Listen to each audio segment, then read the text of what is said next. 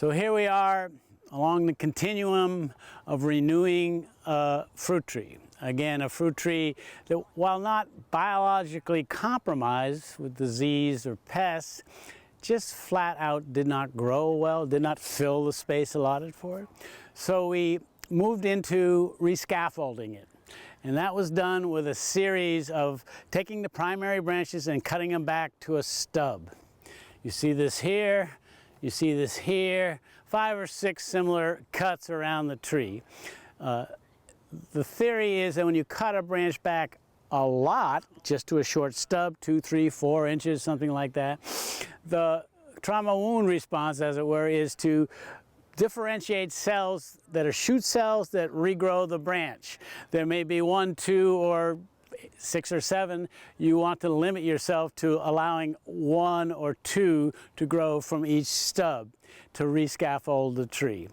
And in addition, you still have the same root mass you had previously with the mature tree, but you have much fewer number of outlets. An outlet in this case is a primary scaffold branch. So you get more growth through less outlets and you get a pretty good response.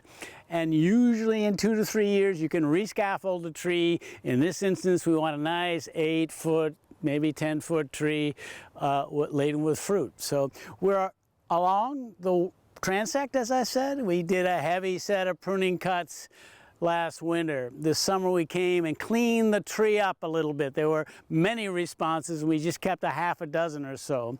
And you can see them indicated here by the red tape. They are really excellent in their extent of growth to moderate plus in their extent of growth. We've got a good foothold. We're moving forward in a reasonable manner. We also have a lot of little shoots here, which while they could eventuate in being fruit hangers or short fruit shoots, I'm going to thin right now. And again, the overriding principle is more growth through less outlets.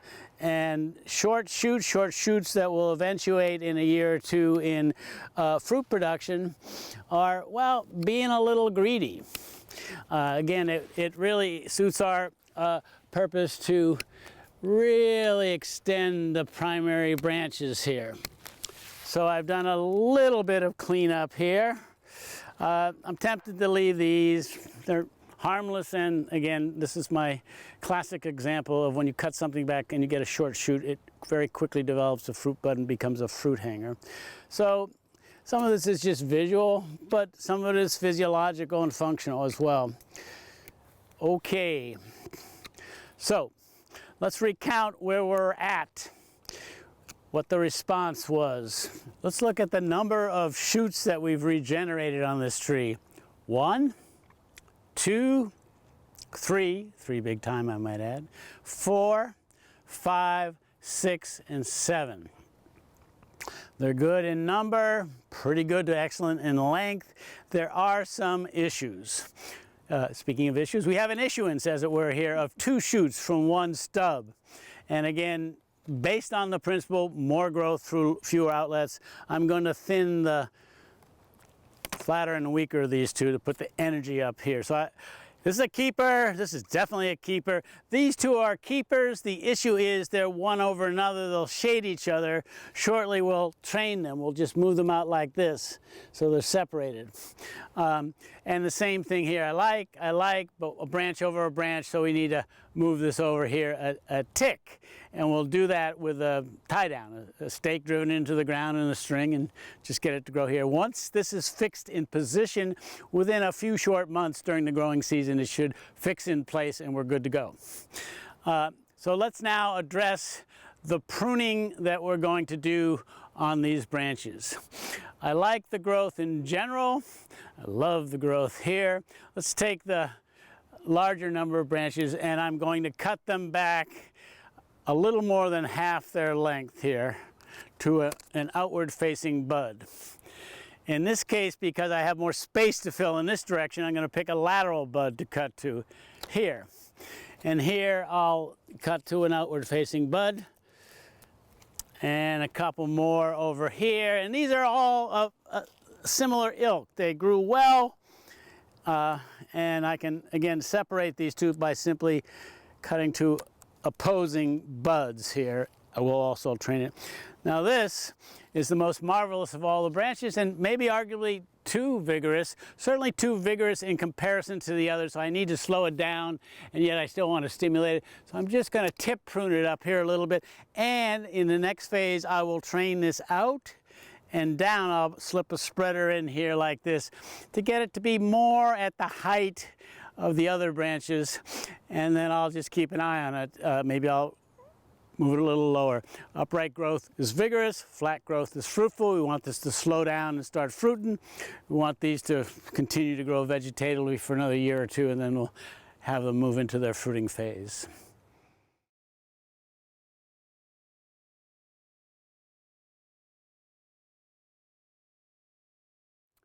Okay, we're almost done. We are doing tree triage, as it were, tree rehab. We've cut this tree back. We've left a half a dozen primary scaffold branches. We've trained them so they're equidistant from one another. We're going to grow a nice open center tree here.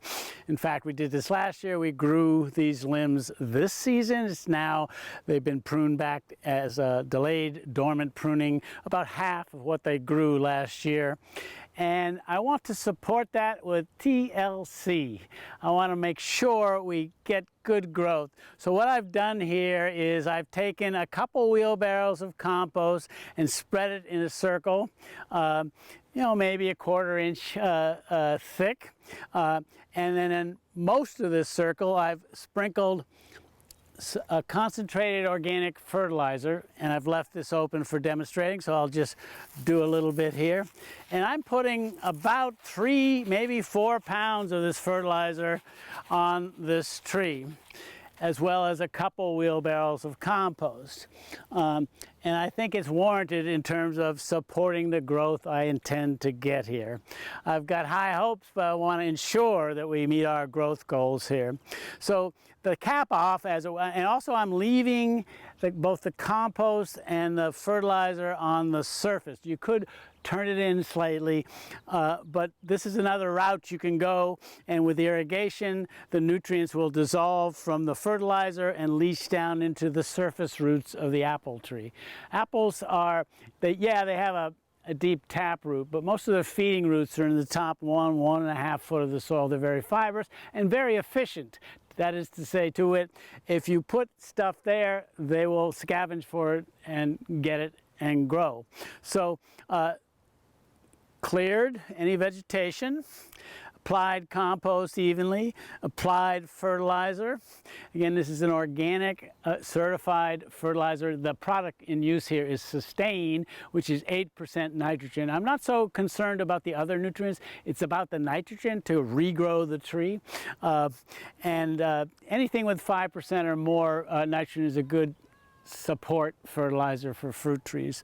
And while I usually do this in the first 1, 2, maybe 3 years of the tree, I usually don't when the tree is mature, but we have a set of extenuating circumstances here warranting $3 or $4 maybe to buy the fertilizer to fertilize the tree. It's well worth it.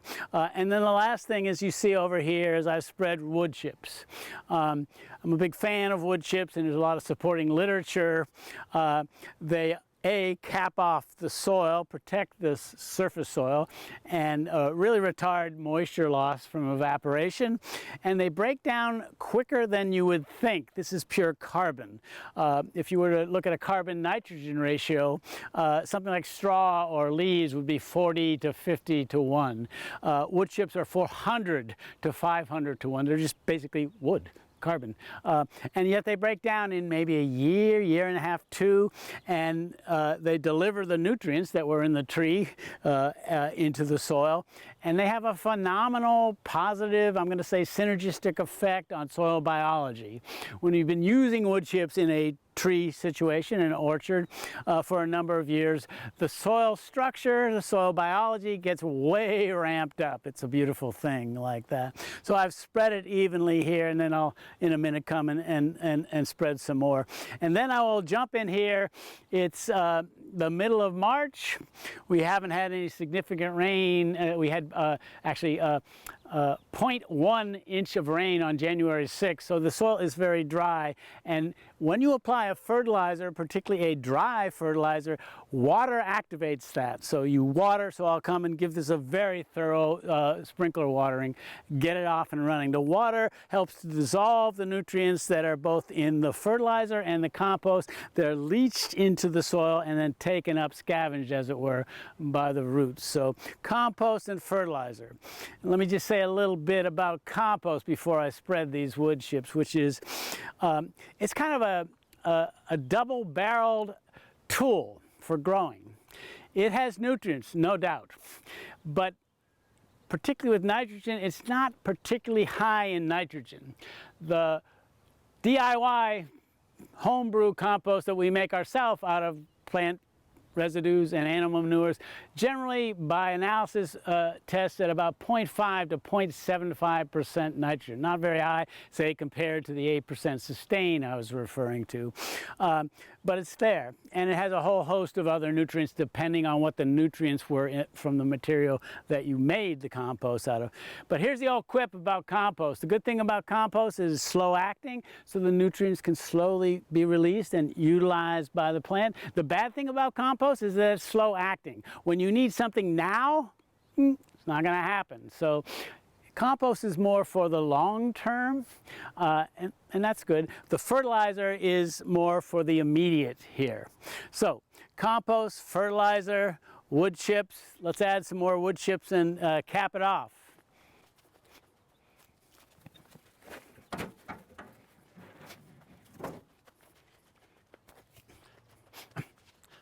I'm just going to spread this around evenly, and in general, when you're fertilizing trees, it doesn't matter if they're deciduous trees or evergreen trees like citrus, you would like to extend the zone that's being fertilized out slightly beyond the drip line of the tree. The roots are out there. In fact, the most effective feeding roots are probably just outside and just inside the drip line of the tree. The drip line being a reference to if the tree were leafed out and if rain were to fall from the sky, what would be the line around in the circle under the tree where the water would fall, the drip line. So there you go, we're off and running. We also notice I've left a little collar with bare soil around the trunk of the tree. You don't want to put anything up, especially anything biologically active, compost, fertilizer, wood chips, up against the trunk of the tree. If it's an injury, it could compromise the tree. So we'll see where we get to. Let's check back in June, see what our growth rate is, and if warranted, I wouldn't hesitate to put a little more fertilizer on. There you go.